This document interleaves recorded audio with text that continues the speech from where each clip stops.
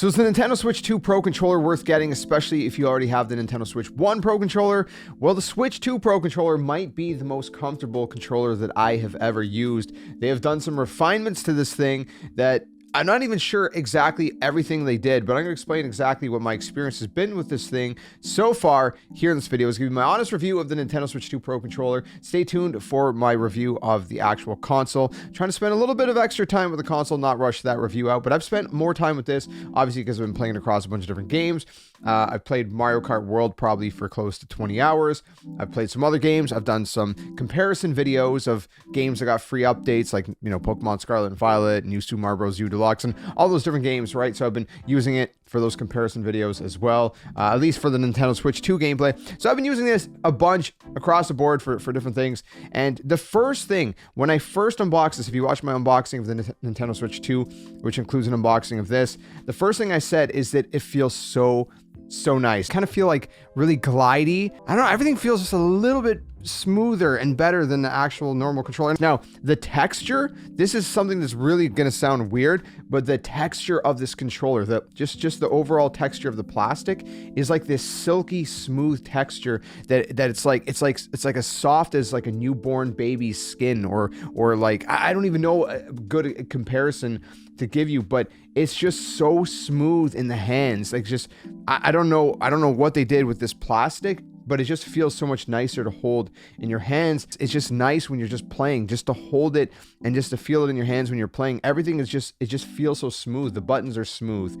Everything is smooth. The sticks are smooth.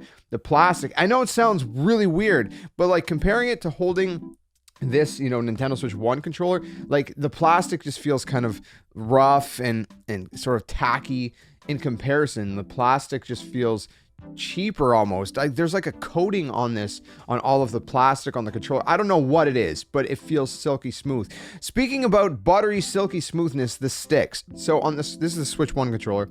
On the Switch 1 controller, when I move the sticks around, like just kind of like in circular motions, it feels like kind of cheap hard plastic grinding against cheap hard plastic. When I do it with the Switch 2 Pro controller, I don't know what it is, but like I don't know if there's like some kind of like weird like slight rubber coating on everything, but when you move around the sticks, it's like soft rubber just kind of like moving against each other. So it gives you a sensation of just like this buttery, silky, smooth kind of sensation with the sticks on this controller. Again, I don't know what exactly they did to it. All I can explain to you is what I feel, and it's one of those things that you just don't know until you can actually really, like, feel it in your hands. If you have an opportunity to feel these sticks, you'll see what I mean. But again, they're just so smooth. There's no grind, right? Again, if I use this controller, there's like kind of a grind when you spin it, you know, on the outer edges. If I used even my PlayStation controller, same thing, right? I got the GameCube controller. Well, the GameCube controller is different. It has like little notches there, you know, but same thing. I got an Xbox controller here. Same thing. It's like plastic grinding against plastic. You know, I got even the N64 controller. This, again, it has notches like the GameCube controller. I even have the Wii U controller right here, the Wii U Pro controller. This one is smoother than all the rest, but it still has that grindy feeling. But when you hold this and you rotate these, they're just smooth. Again, if all I can explain is it feels like a slight rubber coating or something on the parts that's causing it to feel just kind of like smooth when you rotate it. Again, it's really, really nice. They are the best sticks that I've ever felt in terms of, like, you know, rotating them and whatever. In terms of the sticks themselves in your hands, again, they're very similar to these sticks, but again, the material that they used on the sticks themselves, the rubber, feels softer and smoother than the sticks on the Switch 1 Pro controller, which feel a little bit, again, more hard and just, I don't know, it's just not the same. So even that feels nicer. The sticks, in terms of, like, you know, size, they're bigger than the PS5 sticks, you know, in terms of like the surface area. If I'm looking at the Xbox One, they're a little bit bigger than the Xbox One sticks as well in terms of surface area. And I feel like they fit the thumbs a little bit better. They do have that kind of concave kind of look. I mean, the concave sort of look design is very similar, if not identical, to the Switch 1 Pro controller, but again, it's the material that they used feels better on your hands. The buttons themselves, the buttons are less clicky. They're not very noisy. These ones, they're more noisy. Let me see if I can actually show you guys what I mean. I'll be quiet. I'll just put this into the mic. So this is the Switch 1. And now this is the Switch 2. Again, I really don't know if you're going to be able to tell over the microphone, but the Switch 2 buttons are quieter. They're softer to press. These ones, again, have more of like a kind of like... the only word I can think of is everything's like more abrasive. I think that's a good word to use potentially, but it's just harder, kind of more clicky. This one has more of a gentle click. Everything is just more gentle. It's like just like a warm hug for your hands. Everything about this controller. Then the triggers, same thing. The triggers are like, they're more hard clicky on the Switch 1. There's a little bit of a softer clicky, right? As if there's like a slight, tiny little bit of a cushion. And that's not a bad thing. I know maybe some people out there might think that that'd be weird. But no, it's like, it works perfectly. It just softens the blow a little bit. It softens the click, which is nice. It's perfect. Again, I don't know what they did to this controller, but the buttons are just way better. Okay, so the other thing is the plus and minus buttons on this controller. So on the Switch 1, they're closer to being more flush with the controller. It's kind of hard to show you that on camera, but they're popping out a little bit more on the Switch 2 controller, so they're more easily clickable, so that's nice.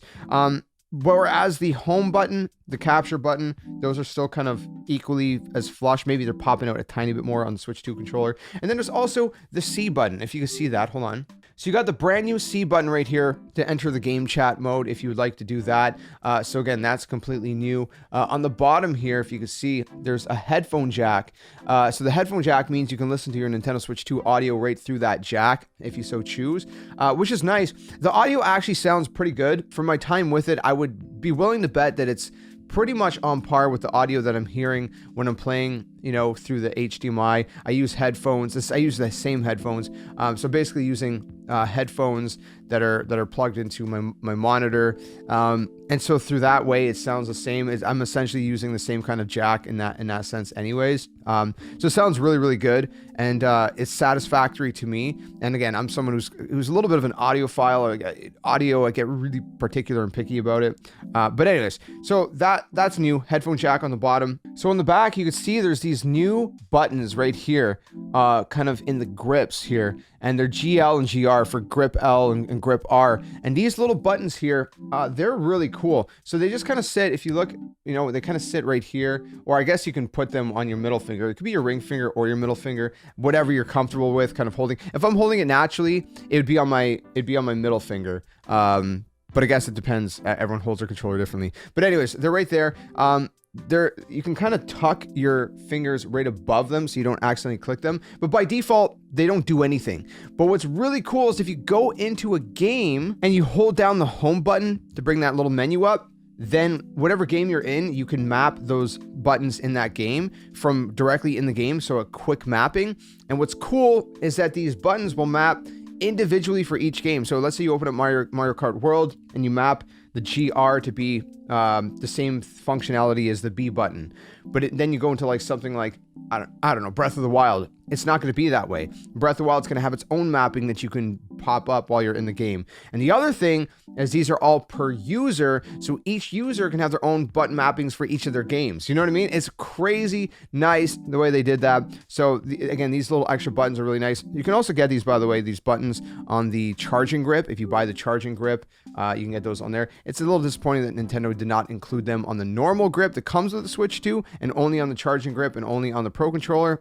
But what can you do? It is what it is. Then we have the D-pad. Now the D-pad, admittedly, I'm not one of those hardcore D-pad users. I'll be honest. But like with the little bit that I do use the D-pad in games, with the amount, and then when I'm feeling all these D-pad controllers, again, you can see I have the N64 controller here, Xbox One, well, I guess it's Xbox Series X, technically controller, the GameCube, PS5, whatever. I have everything here.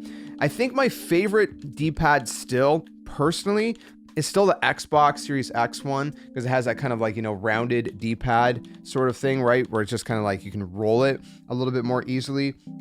This is still just like, like there's no kind of like you could move directional, but it's not the same. I think if I was to rate the D-pads, personally speaking, I would say this is my second favorite D-pad next to the Xbox Series X controller, because again, I just like the way that kind of controller has a D-pad that sort of rolls and has, like, you know, kind of like a disc, more of like a disc. I just like that more personally, but it feels really good. Again, it's very, yeah, it's very responsive. I don't know, the D-pad, again, I'm not a hardcore D-pad user, but from my experience, I think this is one of the better D-pads, at least from all these different controllers that I have in front of me, and my history with controllers, which is worth noting. I've used every first-party PlayStation controller, every first-party Xbox controller, and every first-party Nintendo controller, some third-party controllers here and there. I've held, you know, various different kind of handhelds, from PSP to PS Vita to, you know, all the different Nintendo handhelds that exist, to, you know, whatever else. So I have a decent history of controllers and using different controllers.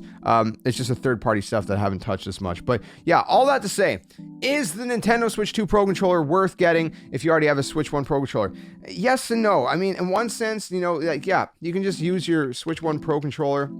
It's fine, but when I'm feeling them back to back, like I never want to hold this again, because this is so buttery smooth. Everything, the texture, the sticks that rotate, like the button presses, like everything is just like softer and nicer. And again, it's not a weird soft where like it throws you off. It's just enough where it just feels nice. It gives you like that sort of like, I don't know, it just feels good. It's like I said, like a warm hug on a cold winter day. Although maybe some of you guys don't know that, you know, I'm Canadian, so, you know, whatever. But it just feels so good. And whatever they did with the Switch 1 Pro controller, they made it a whole lot better, more comfortable, and it feels more durable as well. You know, on the Switch 2. So I would say yes, this Pro controller is 100% worth getting, and I would give this, oh man, let's go with a 9.5 out of 10. I don't know. I think this is an absolutely amazing controller. I think that honestly, if you can, you should get it. You should have it as one of your accessories for your Nintendo Switch 2,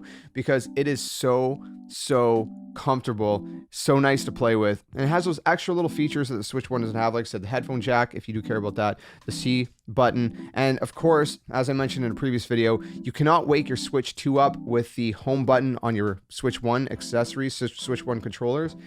You can only do that with the Switch 2 controller, so the Joy-Cons and the Pro controller for the Switch 2, if that really matters to you. If not, then you just have to go and manually turn on your Switch 2 every single time. But yeah, it's a great Pro controller. It feels amazing. It's a great controller, and I love how smooth it is. It just feels so nice. It's so nice in the hand. So thanks for watching. If you have any questions, let me know in the comments below. Sorry if this video is very lengthy. I tried to be as thorough as possible with it. Don't want to, you know, take any shortcuts or, you know, cut corners. And yeah, let me know your thoughts. And if you have any questions, let me know if you picked it up, and what do you think? Do you agree with me? Do you disagree with me? Do you think I'm a crazy person? Let me know. It's fine. I can handle it.